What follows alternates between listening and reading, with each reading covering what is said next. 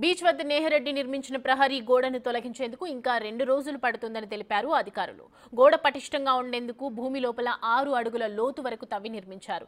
మొదట చుట్టూ ఉన్న ఇసుకను తవ్వి గోడను కూల్చేస్తున్నారు. ఆ తర్వాత గోడ నిర్మాణం వల్ల జరిగిన నష్టంపై అధ్యయనం చేసేందుకు కేంద్ర పర్యావరణ మంత్రిత్వ శాఖ అధికారులతో కమిటీ ఏర్పాటు చేయాలని హైకోర్టు సూచించింది. గోడ కూల్చివేతకు అయిన ఖర్చు, నిర్మాణంతో పర్యావరణానికి జరిగిన నష్టాన్ని నేహరెడ్డి కంపెనీ నుంచి రాబట్టాలని ఆదేశించింది. మరింత సమాచారాన్ని మా ప్రతినిధి నాయుడు అందిస్తారు. విజయసాయిరెడ్డి కూతురు నిహారిక చేపట్టిన అక్రమ కట్టడాలు ఇప్పుడు దాకా మనం కూల్చివేతలే చూపించాం. కానీ అసలైన కథ ముందుందని చెప్పొచ్చు. ఎందుకంటే ఒక పక్క భీమిలి తీరం చాలా దగ్గరలో ఉన్నాం మనం. పూర్తిగా కెరటాలు కానీ ఎగసిపడుతున్నాయి. ఎందుకంటే భీమిలి బీచ్ అంటేనే ఒక అందమైన ప్రాంతం. అలాంటి ప్రాంతంలో ఈ అక్రమ కట్టడాలు కట్టారు. గత ప్రభుత్వంలో వైసీపీ ప్రభుత్వంలో అనుమతులు తెచ్చుకొని అప్పుడు ఎంపీగా ఉన్న విజయసాయిరెడ్డి వాళ్ళ కూతురికి 4 ఎకరాలు కేటాయించి ఒక హోటల్ కట్టాలనే యోచనలు అయితే పూర్తిగా దీన్ని నిర్మాణం చేశారు. కానీ కోర్టు ముట్టుకెళ్ళి పెట్టడంతో దాన్ని పూర్తి కూల్చివేస్తున్న పరిస్థితి. కానీ ఇప్పుడు దాకా మనం అంత దూరంలో ఉన్నాం. కానీ ఇప్పుడు చూడొచ్చు అసలైన కథ ఇక్కడే మొదలైందని చెప్పొచ్చు. ఎందుకంటే పూర్తిగా ఇవన్నీ ఇసుక దిన్నలు మనం చూడొచ్చు.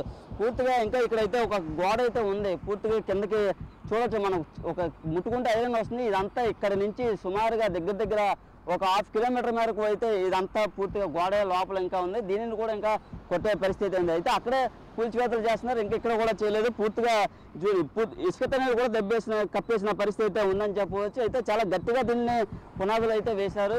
ఇంత నిబంధనలకు విరుద్ధంగా, పర్యావరణానికి హాని కలిగించే విధంగా ఈ నిబంధనలకు విరుద్ధంగా ఈ కట్టడాలపై పూర్తిగా పర్యావరణవేత్తలు కూడా ఆగ్రహం వ్యక్తం చేస్తున్నారు. ఎందుకంటే సముద్ర తీరంలో పూర్తిగా 1/2 కిలోమీటర్ వరకు ఎటువంటి నిర్మాణాలు చేయకూడదు. అలాంటిది లేకంగా కాంక్రీటు ఐరన్ వేసి చాలా గట్టిగా అయితే నిర్మాణం చేయడంతో పూర్తిగా పర్యావరణానికి ఎంతో హాని కలుగుతుంది. ఇది భీముల తీరంలో పూర్తిగా కాపాడేది ఈ సముద్రపు తెన్నెలే. అలాంటిది సముద్రపు తెన్నెలు ఇసుకనే నాశనం చేసే విధంగా వీళ్ళు నిర్మాణాలు చేశారు. మనం అక్కడ చూడొచ్చు ఎక్కడైతే ఉందో పూర్తిగా ఐరన్ మనకి ఓసలు కూడా కనబడుతున్నాయి. ఇదంతా పూర్తిగా ఒక ప్రవాహరి గోడలాగా అయితే నిర్మాణం చేశారు. స్టార్ హోటల్ కోసం విజయసాయిరెడ్డి వాళ్ళ కూతురికి కట్టబెట్టే విధంగా ఈ నిర్మాణాలు అయితే పూర్తిగా చేపట్టడంతో హైకోర్టు ముట్టుకెళ్ళి వేసింది. ఈ నేపథ్యంలో పూర్తి కూల్చివేతలు కూడా ప్రారంభించింది.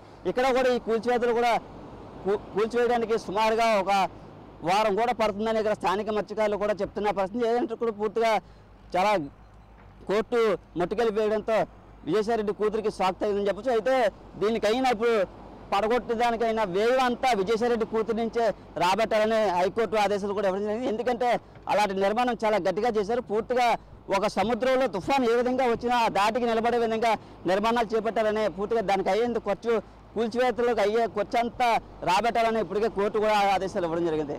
ఏమన్నా రామత్రాన్ని బిక్టివ్ సగం.